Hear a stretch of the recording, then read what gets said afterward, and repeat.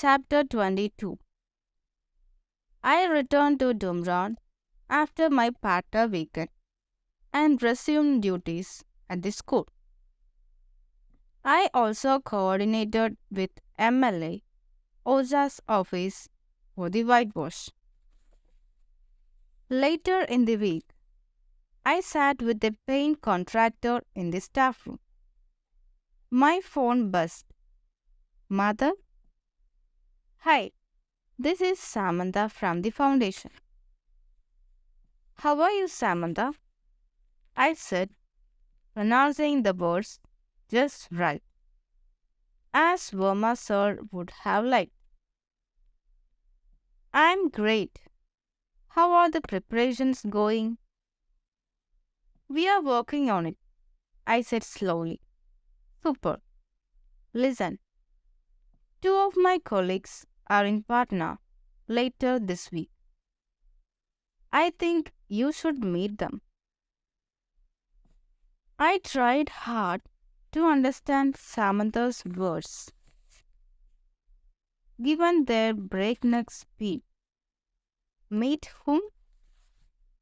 My seniors from the New York office. They have a say in grants. You should network with them. Network? English is hard enough to decode. But when these Americans speak it, it is impossible. Get to know them. Can you come? I am in Patna on weekends anyway. How about Saturday then? We have field visits later, but you can meet us for breakfast. Sure, I said. We will be at the Chanakya Hotel. 8 o'clock. 8 is fine. See you on Thursday. See you on Saturday, she said and hung up. The paint contractor looked at me in awe. I had managed an entire conversation in English. What? I said to him. He shook his head and took out the shade card. I entered the Chanakya lobby at 7:47 am. I mentioned the exact time because it changed my life. A minute later or earlier, and things would have been different. Samantha and her colleagues entered the hotel lobby at 7:51. This is Chris, and that's Rachel, Samantha said. I shook hands with the rich who wanted to help the poor. Breakfast? Samantha said. We entered the hotel coffee shop at 7:55. The breakfast buffet consisted of over 20 dishes. I loaded my plate with toast, porridge, fruit, paranthas, poha and idlis. I ordered a masala dosa at the live cooking counter. Madhav here runs a village school, Samantha said. She nibbled at her jam and butter toast. You look really young, Chris said, opening a bottle of mineral water. It's my mother's school. I help out, I said. I told them about the Dumran Royal School. 700 children, negligible fee, no state support. Amazing, Chris said. I saw the school. The staff and owners are really dedicated. It's sad they don't have basic facilities or the funds to grow. Samantha said. My American friends ate little. The buffet was wasted on them. I refilled my plate thrice. I wanted to eat enough so I didn't need food the entire day. We finished breakfast at 8:27 a.m. We better get going. Our project is in Mongol, 4 hours away. Samantha said. You mean Mongol? I said. Hey, sorry. I murder the names of places here. Samantha giggled. I have murdered English all my life, I wanted to say. We stood up to leave. Samantha and Rachel collected their handbags. Chris called the driver. I looked around. I wondered if I should have eaten some more. That was when I spotted a tall girl, her back to me, at the other end of the coffee shop. Her long hair came down to her waist. She wore a mustard salwar kameez.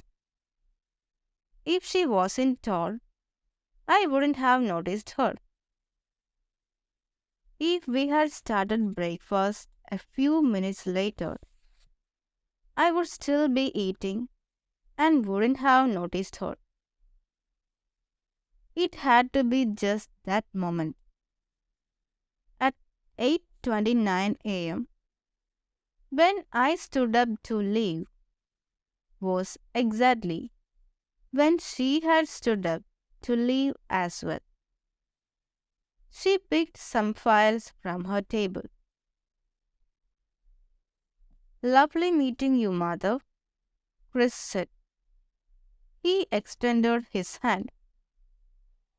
I nodded, my eyes still on the girl. As I shook hands with him. All okay? Chris said. He turned his head to see what had distracted me. Huh? Yeah, I'm fine, I said, my eyes still on the other end of the room. She turned towards the exit. The waiter followed her to get a bill signed. She stopped and turned towards the waiter. I saw her face for half a second. Yes, it was her. Ria Somani, I said. Who? Chris said. Samantha and Rachel turned towards her, too. Before any of us could react, Ria had left the restaurant. Is she someone famous? Rachel said. Excuse me, I need to go, I said. My fingers trembled as I shook Samantha's hand. Have a good trip to Mangal, I said. We'll see you soon in Dumround, Samantha said, her voice cheerful. Yeah, I said absently. I walked towards the door. I wanted to run towards it, but I didn't want to create a scene. I came to the lobby, but there was no sign of her. Did I hallucinate? I asked myself. No, I had seen her. The walk, the gait, the face. There is only one Ria. I rushed to the foyer and just about saw her leave in an Innova. She had sunglasses on. The car windows were rolled up. "Can I help you, sir?" a young hotel staff member at the concierge desk asked me. "The lady who left just now. You saw her? Mustard silver camise?" "Yes." "Where did she go?" "We don't know, sir. It's a private taxi." "Will she be back?" "Not sure, sir. Sorry. Is there a problem, sir?" I shook my head. I walked back into the hotel, wondering what to do next. I went to the coffee shop again and found the waiter. "You just gave a bill to a lady." "Yes, sir." "She might be an old friend of mine. Can I see it?" The waiter looked at me with suspicion. "I was just here with the foreigners. We sat there," I said, pointing to our table. "If you are seen hanging out with white guys, people assume you are not a bad person." The waiter went to the cash counter.